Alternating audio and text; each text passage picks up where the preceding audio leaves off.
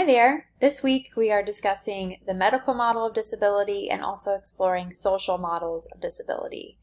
The content this week is really important to the field of disability studies and having a greater understanding of all of the content that we're going to cover this semester. Hopefully, as you learn about the models of disability, it solidifies and deepens your understanding of what is the field of disability studies. As we've already learned, we know that disability studies is a field of critical theory and very much a reaction against the history of disability where people have been systemically oppressed and discriminated against. It is, concisely put, the academic side to the disability rights movement that focuses its efforts on justice, disability justice, and access. We've also learned up until this point about language preferences, specifically person-first language and identity-first language, though you will see identity-first language used most often in the disability studies community. It's certainly an individual preference, and hopefully your main takeaway is that it's important to ask individuals about their preferences. So this week we're looking at the medical model and social models of disability. You'll see in this diagram here, in the medical model of disability, the onus, the responsibility is placed on individuals to kind of bear the burden of their disability.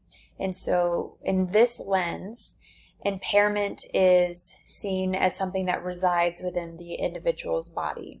And so a chronic illness, an impairment, a physical disability, a neurological difference, we view that, have viewed that traditionally through this medical lens where the onus is placed on the individual to change, sort of as Simi said in her hand and fist analogy, to adapt, to overcome, to fit into society.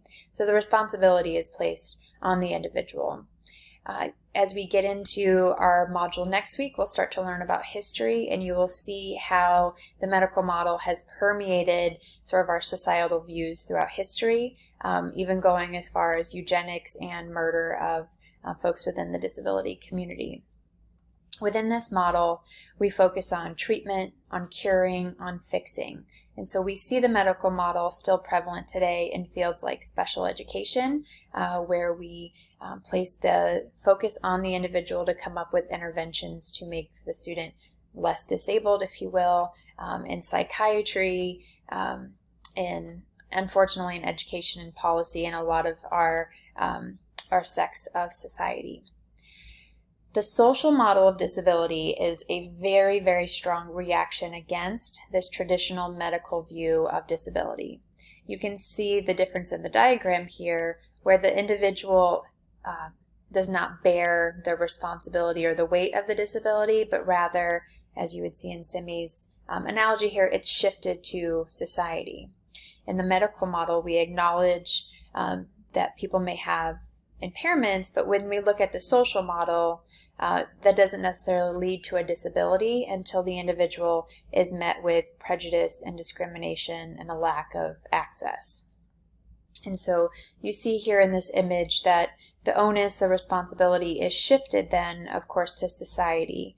And it's focusing more on the environment and accessibility, attitudes, prejudice, structures like education and the government as being social barriers that essentially create or socially construct disability. There are many types of social models of disability, and we're not going to dive too deeply into those this semester, though if you continue to take disability studies courses, you'll focus more deeply on social models of disability.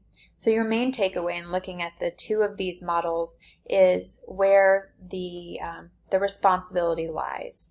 And so in medical models, we have this lens that the responsibility lies within the individual to change to fit into society, and in social models of disability, the responsibility lies rather with society, where individuals work in partnership with the community to meet their access needs and work toward community justice.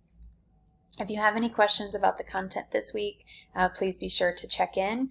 I hope you enjoy, and just know that this content will carry with us as we continue this semester and will be sort of the backbone of the rest of our term.